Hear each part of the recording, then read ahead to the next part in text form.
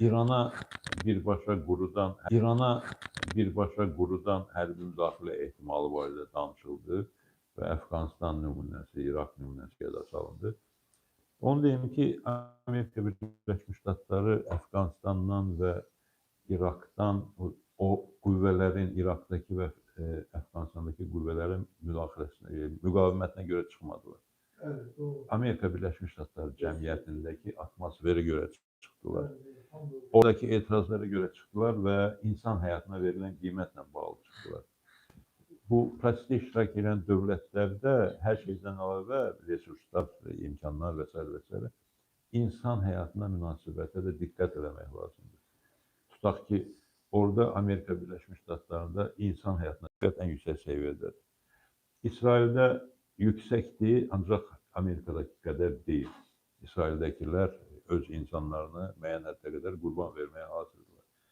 İranda insanların içində həyatını qurban verməyə hazır olanlar sayı daha çox ola bilər, həm bu şiə əhval-ruhiyyəsinə görə, həm başqa səbəblərdən. Ancaq tutaq ki, Əfqanistana nisbətən İranda azdır və açıqcası xoşumuza gəlsə də, gəlməsə də inkişaf artdıqca, ölkələrin həyat səviyyəsi yüksəldikcə insan həyatının qiyməti də artır, həyatını qurban verməyə hazır olan insanların sayı azalır. Bu bir gerçəklikdir və siyasi təhlillər zamanı bu gerçəkliyi də məncə nəzərə almaq lazımdır. İkincisi, biz hesab eləməməliyik ki, hər şeyi ancaq Vaşinqtonda, ancaq Tel-Əvivdə ya hardasa həll edirlər, ya başqa mərkəzlərdə həll edirlər. Bütün beynəlxalq ictimaiyyətin də təsiri var, bizim də sözümüzün təsiri var. Nə cür təsir edir, necə keçir bilmirəm, ancaq baş verir. Özünüz diqqət edin Trumpın çıxışlarına. Əvvəl Pəhləviyə tam dəstək verirdi, az qala onu gələcək hakimiyyət elan etmişdi. Qəfildən dedi ki, yox, bizi o qədər də təmin eləmir, bizə İranın daxilindən mötədil bir şəxs daha çox təmin edir. Yaxud Kürd hərbiçilərini hərəkətə gətirmək barədə danışırdı, qəfildən dedilər, yox, nə ehtiyac yoxdur, falan filan. Mən əminəm ki, onun mövqeyinə, onun rəyinə təsirlər olub. Bu təsirlər Vaşinqton daxilindən olub, İrandan gəlib, Türkiyədən gəlib, Azərbaycandan gəlib, haradan gəlib. Yəni bütün bu nümunələr onu göstərir ki, sadəcə sözlə də proseslərə təsir etmək mümkündür. Həqiqətləri deməyə davam eləmək lazımdır. Gerçəkləri və prinsipləri qorumağa davam eləmək lazımdır. Burada İrandakı mövcud rejimin mahiyyəti barədə fikir mübadiləsi getdi. Dəqiq fikirlərdir, ancaq mən bir məqama diqqət yetirmək istəyirəm. Rejimin siması İran situasiyasında ali dini rəhbərdir də. Ali dini rəhbərlərin kimliyinə diqqət edir. Xomeyni İranın ən məşhur din xadimlərindən biri idi. Birinci olmasa da orada öndə gedən din xadimlərindən biri idi. İran İslam İnqilabının lideri idi və hakimiyyətə gələndən sonra da məqsədi İslamın ixracı idi. İslamı bütün mümkün qədər başqa dövlətə də yaymaq idi. Ondan sonra hakimiyyətə gələn Əli Xamneyi böyük bir din xadimi deyildi.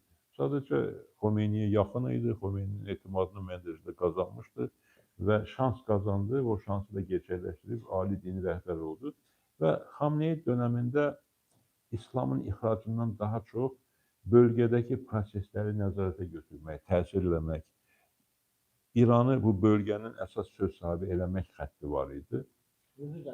İndi onun yerinə gələn ya gəlməyən, da onu güneyli dostlarımız daha dəqiq deyə bilərlər.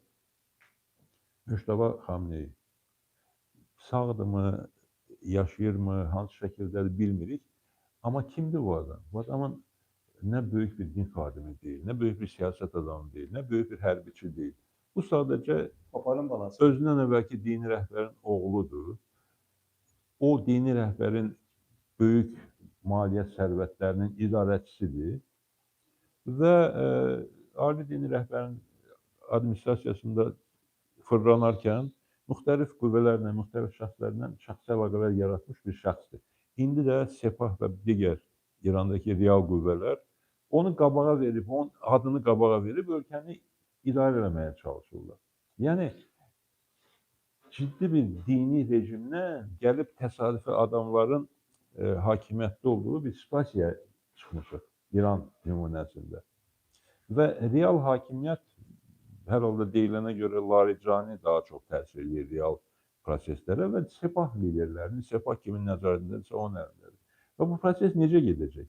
Proses getdikcə hakimiyyət fraqmentləşəcək, parçalanacaq, bölgələrə enəcək və hər bölgədə Sepahın komandirləri, başqa hərbi qüvvələrin komandirləri, əlində hərbi qüvvə olan şəxslər, tayfa liderləri, bölgələrdə, şəhərlərdə nüfuz sahibləri bu adamların nəzarətinə keçir hakimiyyət İranda.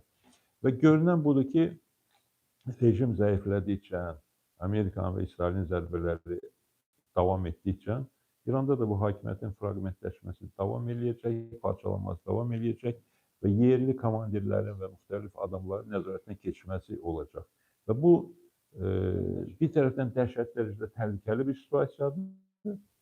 O bir tərəfdən İranda, bölgədə ciddi dəyişikliklərə şərait bir gerçəklikdir. Və yenə də sözümün axırında mən son zamanlar hər dəfə təkrar elədiyim təklifi yenə deyirəm ki, Bakıda ciddi bir konfrans keçirilir. Bütün bu işin uzmanları, savadlı şəxslər, düşünən şəxslər, alimlər, ziyalılar, güneyli liderlər, Quzeydə bu mövzu ilə maraqlanan siyasilər və ictimai xadimlər hakimiyyətli, müxalifətli bir araya gəlib, vəziyyəti ciddi müzakirə edib, ümummilli platformanı, stratejini nəhayət ki, hazırlayıb, hamının qabağına qoymalıdırlar, dostun da, düşmənin də qabağına qoymalıdırlar. Və nəhayət ki, bu təklifi mən illərdir deyirəm, hakimiyyət bizim güneyli soydaşlarımızın tanınan şəxslərinin Bakıya qayıdıb, Bakıda yaşayıb fəaliyyət göstərməsinə şərait yaratmalıdırlar.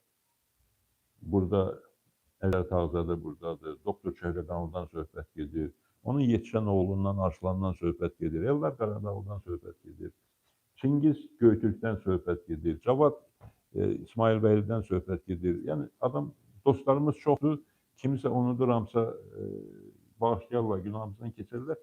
Bu adamlara təklif olunmalıdır ki, gəlsinlər Bakıda otursunlar. Onlara iş şəraiti yaratmalıdır, yaşayış şəraiti yaradılmalıdır.